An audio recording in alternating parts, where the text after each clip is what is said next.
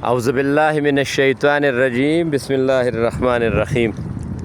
میں حکیم زاہد ابن جعفر طلحہ دواخانہ نوشہرہ کینٹ سے۔ ہم نے پرسوں 18 کے بارے میں ایک ویڈیو بنائی تھی جس کے بارے میں بہت زیادہ میسیجز واٹس ایپ پہ بہت زیادہ فیمیل نے رابطہ کیا کہ اس کے علامات اگر اور بھی بتا دیں تو بہت اچھا ہوگا۔ تو یہ یاد رکھ لیں، وہ خواتین جن کے بچے پیدا ہو جاتے ہیں اور مر جاتے ہیں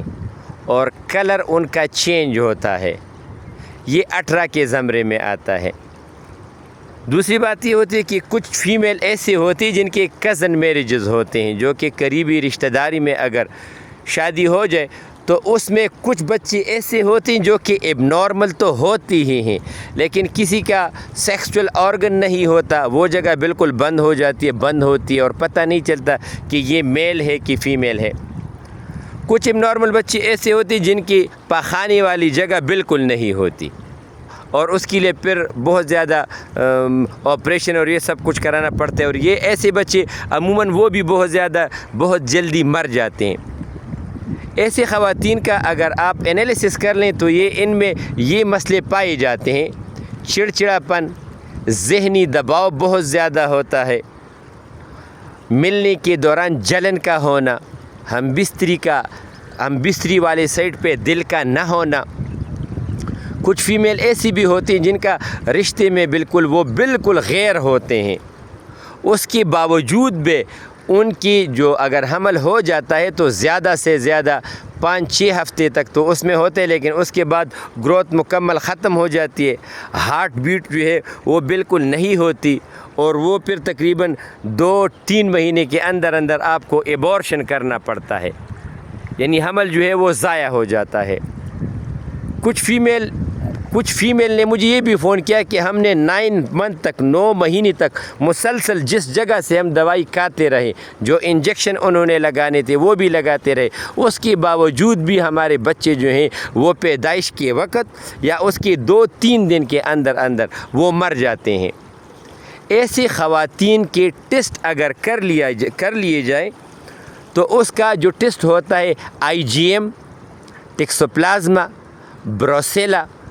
تو یہ ٹیسٹ اگر ان میں عموماً یہ پازیٹیو پائے جاتے ہیں، پازیٹیو ہوتے ہیں۔ تو ایسے خواتین کے لیے کیا اس کا علاج ہے کہ نہیں ہے؟ یہ یاد رکھیے، طب میں اس کا بہترین علاج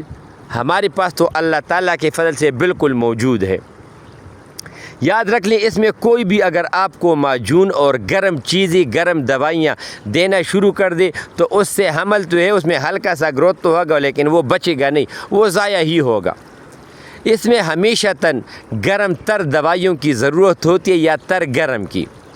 اس کے لیے کون سی خوراکیں بہتر ہوتی ہیں؟ تو یاد رکھ لیں، ایسی خواتین اگر دوپہر کے وقت کھیرے کا استعمال، چقندر کا استعمال، گاجر کا استعمال، بند گوبھی کا استعمال، شملہ مرچ کا استعمال، چقندر کا استعمال اور اس کے ساتھ شلجم اور مولی کا استعمال، اگر یہ ان کی خوراکوں میں زیادہ ہوں گے تب بھی اگر یہ کوئی بھی دوائی استعمال نہ کریں، اس سے بھی ان کو بہت زیادہ فائدہ ہوگا۔ کچھ فیمیل ڈاکٹر اور وہ آپ کو یہ بھی کہیں گے کہ جب آپ کا اگر 2-3 بچے ضائع ہو چکے ہیں تو آپ اس طرح کر لیں، آپ آ جائیں، ہم آپ کے لیے ٹک کا جو ہے وہ کر لیں گے اور یہ حمل ضائع نہیں ہوگا۔ یہ مکمل جھوٹ ہوتا ہے۔ یہ یاد رکھ لیں، یہ بیماری رحم میں ہوتی ہے، اور اگر اس کی اصل وجہ دیکھ لی جائے تو یہ جگر کی ایک بیماری ہوتی ہے، جس کی وجہ سے جگر کی کمزوری کی وجہ سے خون میں ایک گرمی پیدا ہوتی ہے، جس کی وجہ سے جب بچہ دنیا میں آ جاتا ہے تو یہ مر جاتا ہے۔